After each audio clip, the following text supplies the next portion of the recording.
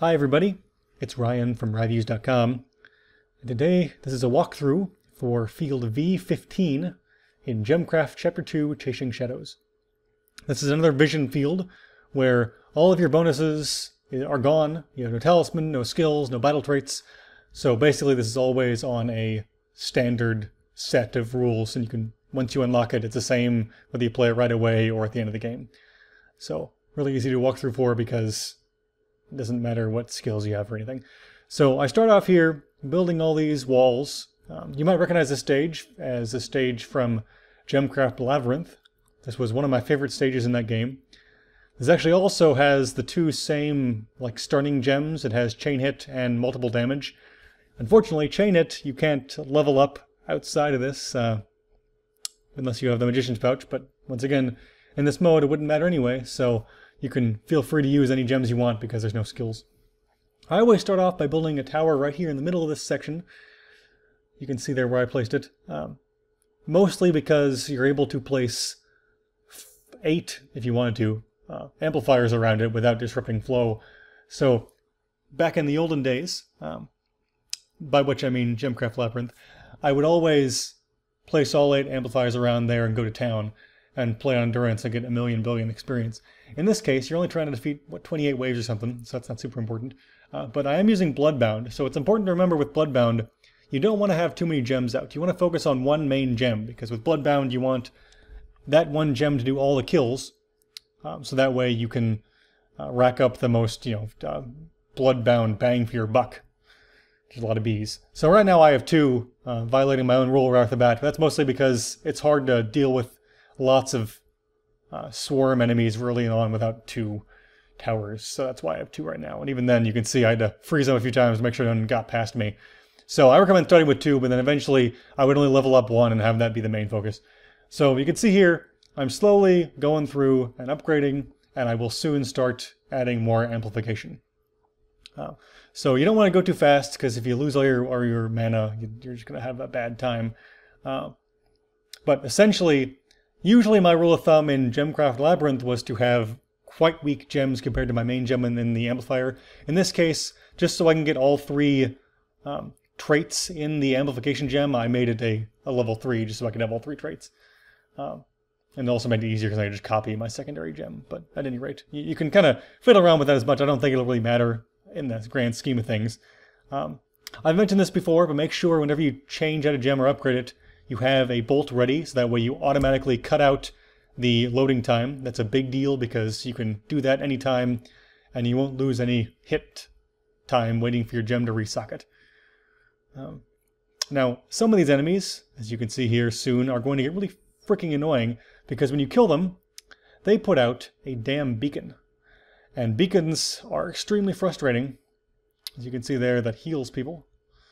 So that's really frustrating. It takes a while to kill too, but basically my recommendation is unless they're extremely bad, unless, heals 100%, I would not really go after them that often. Like you can see on the bottom right hand of the screen, they just made a healing, whatever they're called, shrine, no, not shrine, beacon, that's the word, but that won't even heal anybody. Some people might get over there, but who cares? So don't worry about it a whole lot. Kill the stuff nearby, don't focus on it, just try to kill them when you can. I would not go out of your way to stop them because they don't change it that much. Even the armor one at the top left, that's really not even hurting me that much. So it's not really a huge deal. So once again, chugging along, keep upgrading the main circle gem, add a few fairly weak amplifiers, and you should be good to go. Going to be lots of the same for a little while here. But I'm going to keep it going because basically you see a lot of these waves have really, really complicated monsters, all those symbols. They have health regeneration, they have extra armor. Doesn't really end up mattering a whole lot in the grand scheme of things because if you have a powerful enough gem, it'll kill them before the armor matters and before any health regeneration matters. So honestly, don't worry about that crap. Just get them through. Don't send them too fast. I called a few of these waves early. I should have called this one earlier. But in general, I just let them run in this. I mean, it's not enough XP or mana to really make it worthwhile. And lots of these guys are difficult enough that it's, you don't really want to screw with fate. But one thing you'll notice I just did if you send a boss wave, bosses are really slow. So I usually recommend sending the wave after a boss right with the boss. Because then that wave gets to run through, the boss is never going to catch up to your towers, no problem, and you get a bunch of extra mana for doing almost nothing. You can see here, I haven't actually unlocked the amplifier skill yet in my full games. This is the first time I got the amplifier skill. If you're looking for a free skill point and achievement to get, this is a great place to build amplifiers because it's available to you. Just a side note, you know. So getting around this time, they're getting sped up, and these guys are fast anyway. And I was getting really nervous about them passing through me, so I was freezing them a lot.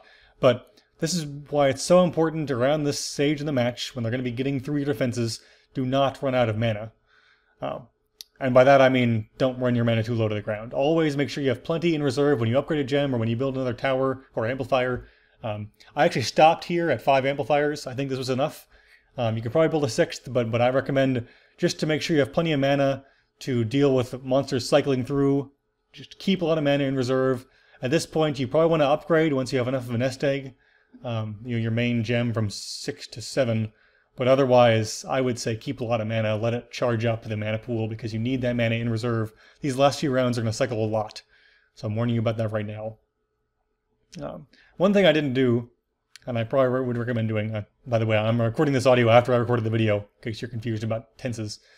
I did not upgrade those 2 amplifiers that only have the level 1 gems. Probably could have done that, but in the end, once again, not super important. It's important that you're amplifying somehow, but honestly, it's not super important. Bolt is extremely useful against bosses, or not, giants, I guess they're called. So, in general, if you're fighting a swarm wave, I wouldn't bother with the bolt unless you set it to attack the highest armor, which I did in this case, because there's lots of small guys and you want to kill the giants. So, if you apply bolt, I usually recommend attacking the highest armor. If you watched some of my other walkthroughs, I usually recommend targeting the weakest enemies in this stage. Because my mana was running low enough that I got a little worried, I was targeting the highest enemies and using my bolt to kill them as fast as I could, and letting the small enemies just kind of run amok for a little while. That was just kind of a judgment call by me. The big enemies seemed to be taking a lot of mana away every time they cycled through, so I got a little nervous. In general, I do recommend killing small enemies, that way you can get little amounts of mana, but right now there were enough big guys, I just set it to kill the strong guys first and let the small guys run free. And yeah, so that's basically all there is to it. If you have any further questions or comments, I guess leave a comment in the video. I'll try to respond to it as best as I can.